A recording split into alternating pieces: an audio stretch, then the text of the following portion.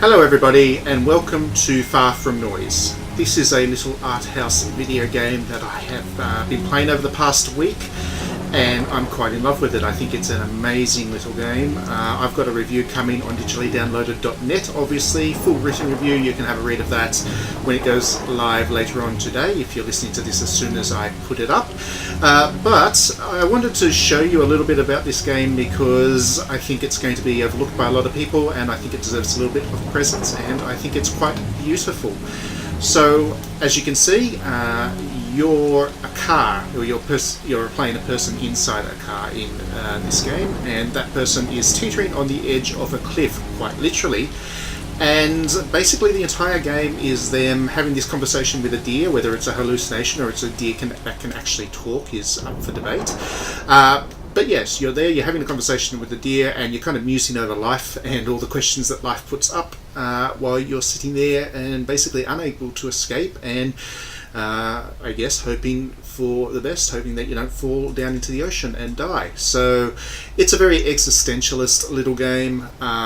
It's very narrative driven, obviously. In fact, what you're seeing there is the only scene in the entire game. It is a single kind of screen game experience, I guess you could call it. So basically it feels very theatrical, you know, just like you go to the theatre and you're basically watching one set and all the action kind of happens on that one set.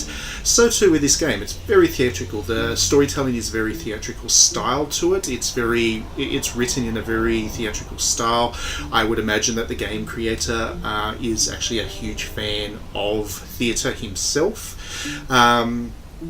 And there's a couple of different, I guess, key themes or key philosophies that this game explores, and I go into those a bit in my review as well. But the main one that I took from it as I was playing, is it's very existentialist.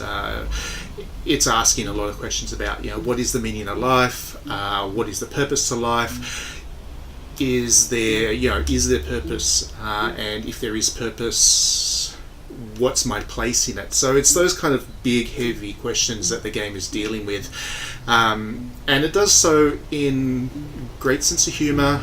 It's very absurdist in terms of its theme, I guess its storytelling structure, so it feels a little bit like if you've seen the play or read the play Waiting for Godot from Samuel Beckett. He is one of my favourite theatre authors and I've actually seen his play a few times. Waiting for Godot, it's a classic. But yeah, this game's narrative style feels a little bit like that, I guess, in that there's two main characters and they're sitting there having a conversation while they are sitting there waiting for something to happen.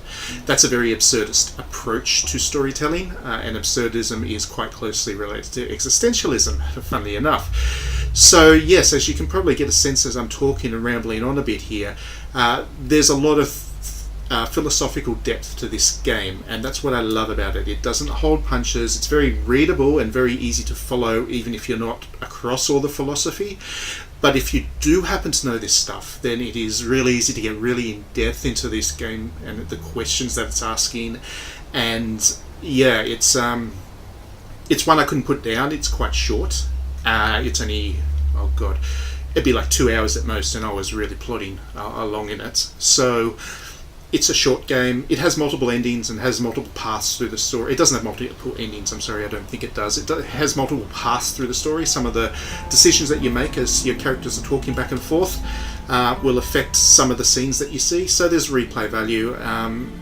But there's no gameplay as such. It's not a game to kind of pick up and play as a game.